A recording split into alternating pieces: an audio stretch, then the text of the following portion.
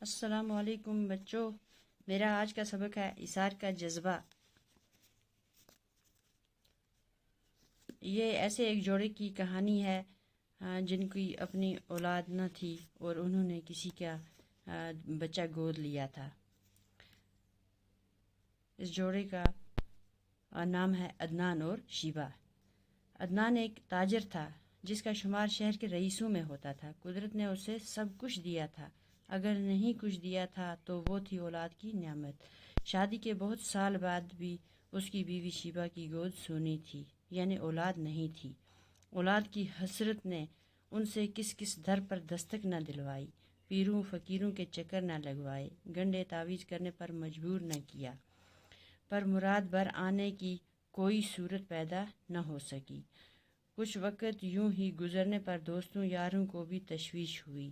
کسی نے دوسری شادی کی صلاح دی تو کسی نے بچہ گود لینے کا مشورہ دیا۔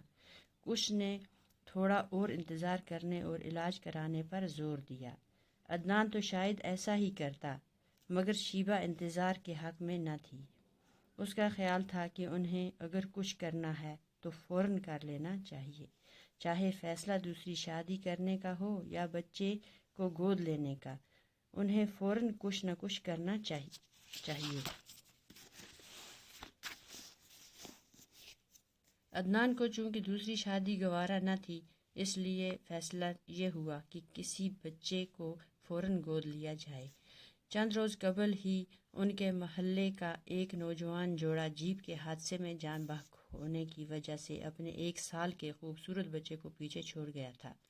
انہوں نے اسی کو گود لے لیا۔ بچے کا نام زین رکھا گیا۔ چند ہی دنوں کے اندر گھر کی فضا بدل گئی۔ بچہ کیا ملا، جیسے آنگن میں بہار اتر آئی۔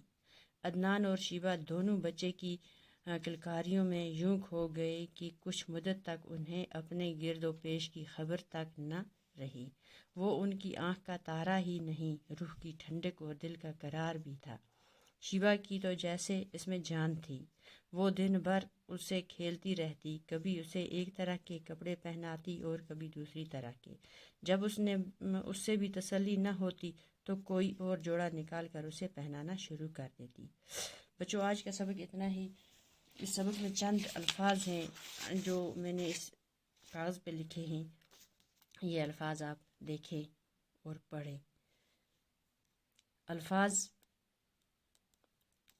ایک سائڈ لکھے ہیں میں نے، آگے ان کے معنی لکھے ہیں۔ ایثار، ایثار کا مطلب ہوا قربانی۔